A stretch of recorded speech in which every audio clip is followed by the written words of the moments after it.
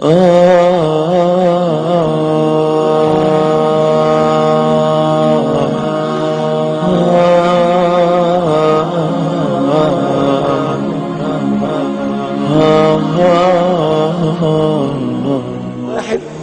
كان مسكين ساكن في حتة كلها مجاري وشقة صغننة عبارة عن أوضة وصالة مع أبوه وأمه وإخواته، ونكد وعكننة وألم وفقر وكل حاجة. فربنا أكرمه بعقد في السعودية في مكة ب$4000.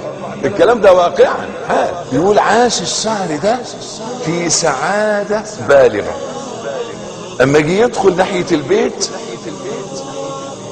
ويلاقي المجاري مغرقة الشارع وحاطين طوب بينط عليه، يقول انط على الطوب وانا مبتسم، قول كلها شهر وسافر وتبقى الدنيا كلها نظافة وابقى راكب عربية. يدخل الشقة مولد وهيصة، يقول الاقي نفسي ببتسم ومنشرح جدا، كلها شهر وهاخد شقة. عشت يعني اسعد شهر في حياتي، اللي هو شهر الاحلام ده.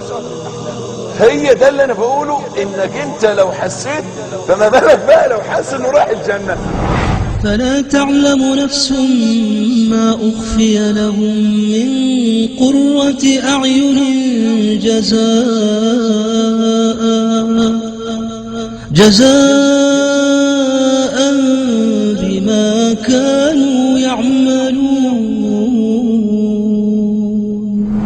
العمر كله هو الشهر ده. يعني لما الاقي حد بيضايقني ويعكنني،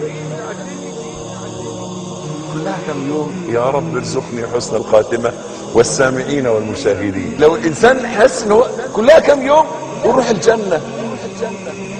اللي جعان هيشبع، واللي تعبان هيرتاح، واللي مريض هيشفى، واللي حد اذاه هياخد حقه. تفيض عليك احساسك ان في اخرة، تجعل الانسان نوع من انواع السلام الداخلي. يبقى الانسان جواه كده رضا مش ملوش حدود، ملوش حدود.